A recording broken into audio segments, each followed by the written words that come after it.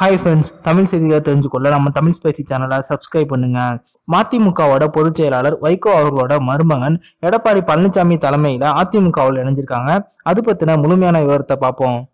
கோவில்பட்டி பகுதி தூத்துக்குடி நாடாளுமன்ற தொகுதியில் தற்போது அதிமுகவோட கூட்டணி கட்சியான பாஜக வேட்பாளர் தமிழிசை சவுந்தரராஜன் அவர்கள் போட்டிடுறாங்க.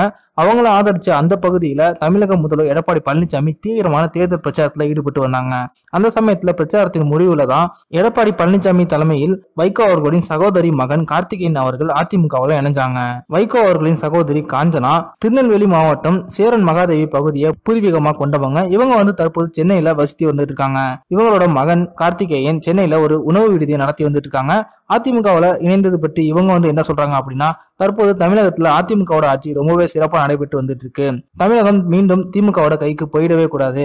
திமுக ஒரு மோசமான கட்சி கூட எப்போதுமே கூட்டணி வைக்க மாட்டேன் அப்படின்னு சொல்லிட்டு வந்தவங்க தான் வைகோ. ஆனா தற்போது அதையெல்லாம் மறந்து அவங்க தற்போது மீண்டும் திமுக கூட கூட்டணி வச்சிருக்காங்க.